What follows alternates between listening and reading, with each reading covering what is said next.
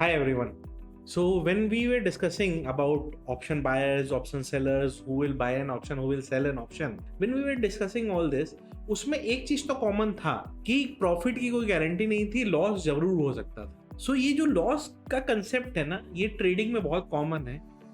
If you take 10 trades, even the best of the traders, they have a success ratio of around 50% only.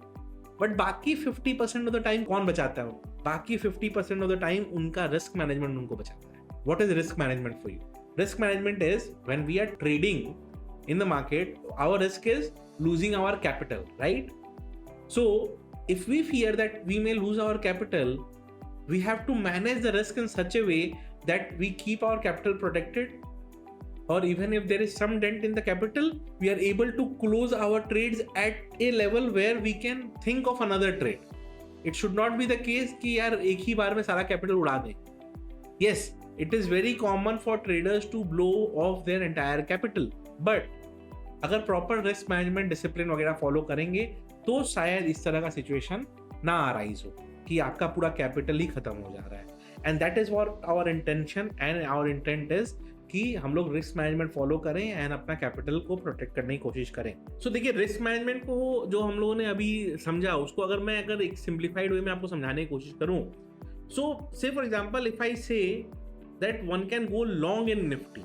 Okay, now ये एक sentence का interpretation ये होता है कि हो सकता है कि निफ्टी यहां से ऊपर चला जाए. नाउ ये होने की भी प्रोबेबिलिटी 50-50 ही है, या तो ऊपर जा भी सकता है, नहीं भी जा सकता है. बट ये सेम स्टेटमेंट जब बोला गया तो जो यूजर इसको देख रहा है या जो क्लाइंट ट्रेड कर रहा है, उसके पास इसी सेम ट्रेड को लेने का 3 तरीका है. कैसे? He can buy futures, means he can go long on futures. He can sell A put option, मतलब वो पुट ऑप्शन बेच सकता है. He can buy A call option. Okay, now ये सेम चीज में आप whether you are buying futures, whether you are selling put option, or whether you are buying a call option, इस हर इवेंट में 3 probabilities add हो जाएंगी. कैसे? Because से फॉर एग्जांपल मेरा व्यू है कि मार्केट यहाँ से बुलिश हो जाएगा. Now I have bought A future contract. Okay, मान लीजिए मैंने फ्यूचर्स परचेज कर लिया. अब यहाँ पे 3 प्रोबेबिलिटी होती है, या तो मार्केट ऊपर चला जाएगा, या मार्केट नीचे चला जाएगा, या मार्केट जहाँ है वहीं रह जाएगा. Right? Now if I have से फ्यूचर्स कॉन्ट्रैक्ट बॉट, अगर मार्केट, मेरा व्यू ऊपर जाने का है, अगर मार्केट ऊपर चला गया, it is rewarding me. But on the contrary, अगर मार्केट वहीं रह गया तो क्या मैं लूज कर रहा हूं? अगर मार्केट वहीं रह गया तो मेरा लॉसेस नेग्लिजिबल होगा, जो चार्जेस मेरे को पे करने पड़े वही लगने वाले हैं. एंड अगर मार्केट मेरे अगेंस्ट चला गया तो मुझे लॉसेस होंगे. अकॉर्डिंगली मैं अपना target and stop loss define करूंगा एंड अकॉर्डिंगली मैं प्लान कर सकता हूं. ओके, सिमिलर कॉन्ट्रैक्ट में मान लीजिए पुट ऑप्शन कोई सेल करता है. से फॉर एग्जांपल मार्केट 25,000 पे है and somebody is selling A put option of 25,000. ठीक है, नाउ होता क्या है कि इसके बाद भी 3 पॉसिबिलिटी होगी. Either market can go up, market can remain sideways, market can go down. ठीक है, now if market goes up, put option बेचा हुआ है तो बाय डिफॉल्ट आपको गेन मिलेगा. राइट?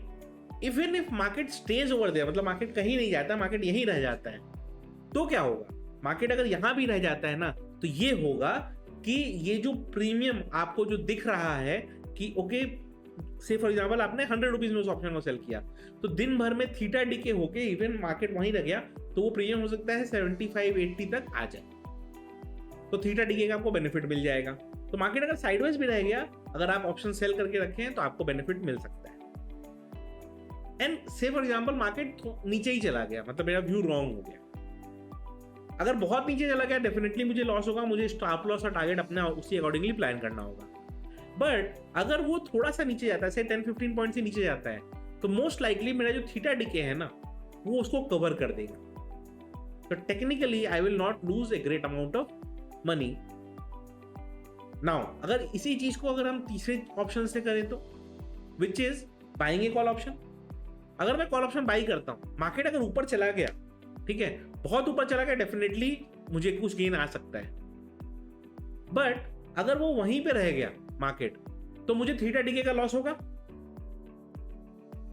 एंड मार्केट थोड़ा सा ऊपर गया तो जितना वो ऊपर गया है, अगर मेरा थीटा डीके से ज्यादा उसमें गेन नहीं है तो भी मुझे लॉस होगा। तो थोड़ा सा ऊपर जाने में भी लॉस है, साइडवेज रहने में भी लॉस है, बहुत ऊपर चला गया तो डेफिनेटली गेन है, और अगर नीचे चला गया तब तो डेफिनेटली लॉस है, राइट। तो आपको ये डिटरमाइन करना होगा किस मार्केट सिचुएशन में किस इंस्ट्रूमेंट को आप ट्रेड करेंगे। लॉजिकली जैसा मार्केट एनवायरनमेंट होता है, से फॉर एग्जांपल अगर मार्केट में आपको दिख रहा है कि मार्केट में बहुत वॉलेटिलिटी है, बहुत ज्यादा मूवमेंट है, इट मेक सेंस कि आप ऑप्शंस बाई करके ज्यादा बेटर रिजल्ट्स कर पाएंगे। बट से फॉर एग्जांपल एक डल मार्केट चल रहा है, एक लीन पीरियड चल रहा है जहां 40-50 पॉइंट्स में ही मार्केट घूम के खत्म हो जा रहा है, तो वहां आप क्या कर सकते हो? वहां बाइंग अप करने जाओगे, मार्केट मूवमेंट ही नहीं देगा, आपका थीटा डीके में ही प्रीमियम लॉसेस हो जाएंगे। इससे बेटर रहेगा वहां पे सेलिंग ऑप्शंस का। सिमिलरली अगर मार्केट कोई एक डायरेक्शन ले लेता है, अप साइड या डाउन साइड, किसी भी साइड का एक डायरेक्शन ले लेता है मार्केट, तो आप क्या कर सकते हो? अगर आपको क्लियर कट डायरेक्शन पता है, if you have a capital bandwidth, आप फ्यूचर्स भी ट्रेड कर सकते हो, राइट। अब ये जो हमने देखा कि एक सेम इंस्ट्रूमेंट को ट्रेड करने का मल्टीपल तरीका है, ये तरीका आ क्यों रहा है? ये तरीका आ इसलिए रहा है because there is a concept called option Greeks. Option Greeks ये आपको बताता है कि किस लेवल पे क्या थीटा डीके हो सकता है, क्या डेल्टा मूवमेंट हो सकता है, क्या गामा मूवमेंट हो सकता है, ये सब चीज ऑप्शन ग्रीक्स आपको बताते हैं।